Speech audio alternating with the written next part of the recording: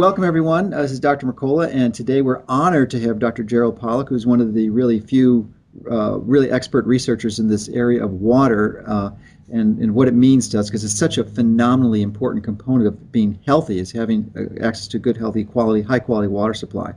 So I'll let Dr. Pollack describe his academic credentials and his training. He's associated with the university. And so welcome, and Dr. Pollack, and why don't you let us know what your training credentials are? Okay, thanks. I'm a professor at the University of Washington. I'm in the bioengineering department. So I became interested in water, and we've been doing research in my laboratory at the University of Washington now for some 10 years on water. And the book that I wrote in 2001, it's called Cells, Gels, and the Engines of Life. It talks about the role of water in cell biology, and water is absolutely central. As I said, if you look at the textbook view says almost nothing about water in practically every organ in the body, and yet, as I said, we're at 99% water, so it doesn't make any sense. And what the book does is it brings to the fore the role of water. The central message of that book is if you really don't understand how water interacts with the components of the cell, you haven't a clue how the cell works. So that's what really got us started. And as I said, we've been doing research in that area now for 10 years, experimental research. And we found out much more than we ever expected to find out about water. And most people think, well, water, everybody knows everything there is to know about water.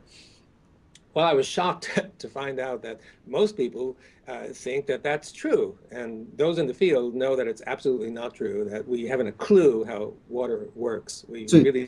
You think even in late 2010 that even at this stage that the leading edge of scientists like yourself really are still, we're just the tip of the iceberg in an understanding of what the foundational basics of water comprise?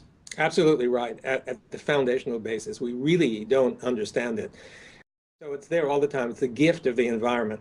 Excellent. So I guess I'm interested in understanding, in having our listeners and viewers understand how this structure impacts on their own particular circumstances and health. Because we've all heard a lot about structured water, and actually many people who hear about it, at least in conventional circles, are relatively skeptical and doesn't even believe the concept exists, let alone that there's value to it. And and it becomes particularly important when we seek to introduce high quality water. You've told us that 99% of our body is water, and we have to obviously replenish that. We don't make it ourselves. And the real challenge that many of us have is to make sure that we have a supply of clean water, because of course we live in an industrial society and it's associated with so many contaminants. So that filtration process to clean the water supply frequently destructures the water, as I understand it. But how about the application of drinking structured water, and the importance of that is how that interacts with the water that's already in our system? Is that water integrated into our tissues, or does it go some sort of transformation before it, and how does that work? That's an open question, and my inclination at the moment is to say that if you're able to drink this kind of water, it will be good for your health.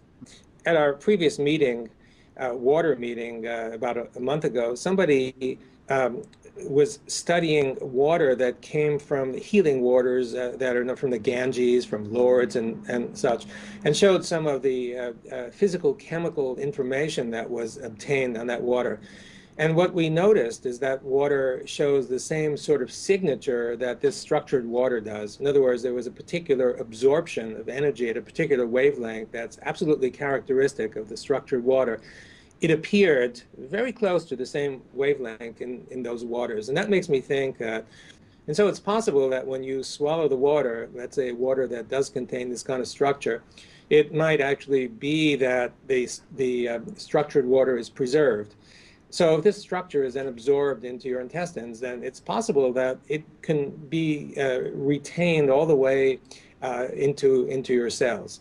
So it's also possible that it's the charge that really matters. So this structured water contains charge, negative charge usually, and it's possible that what you're really doing is absorbing the negative charge. You mentioned one component of the structured water is this charge, and I'm wondering if introducing electrical forces into a water or a current into a water would help restructure it or destructure it, if you've looked at that. Yeah, I can do both. We have looked at that. And if you put a negative electrode right next to this structured water, the structured region grows. If you put a positive electrode, it diminishes. So the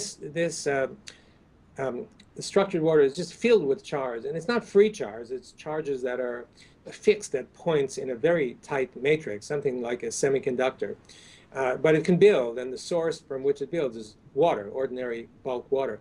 So if you put an electrode in, a negative electrode, right associated with this negatively charged water, or negatively this structured water, the structure builds. It just adds more and more and more, and it can grow to enormous dimensions. So yeah, if you put the electrode in, it does work. It's a powerful effect. You know, part of it is skepticism, just like structured water. People aren't familiar with the concept and they think it's a bunch of hokey nonsense. Yeah. You don't really have the scientific understanding or the physics training to understand this. But, you know, the free electrons are one of the most powerful antioxidants around. They can really neutralize many of the free radicals and such. But I had no concept prior to our discussion that it would also improve the structured water in your body, and even not just was free structured water, but the one that's integrated into our very cellular structure. I mean, it's just really a profound understanding. Let us see how this type of water affects human blood.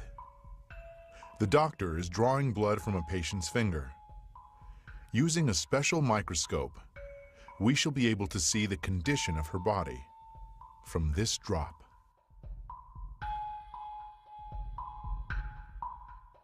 These are red blood cells, and they've lost their electrical charge, so they're all stuck together in a formation called a rouleau. Here's a huge symplast. Symplasts are associated with heart disease and arthritis and lung disease and many other conditions that could be coming in the future. The doctor asks the patient to drink a small amount of structured water. After 12 minutes, the doctor again draws blood from the patient and studies it. So you can see that the cells then become buoyant, they become slippery, and they have their electrical charge, so they repel each other. That allows them to carry oxygen, and it means that we're changing the pH of the blood back to an aerobic environment rather than an anaerobic environment. I think that's utterly amazing.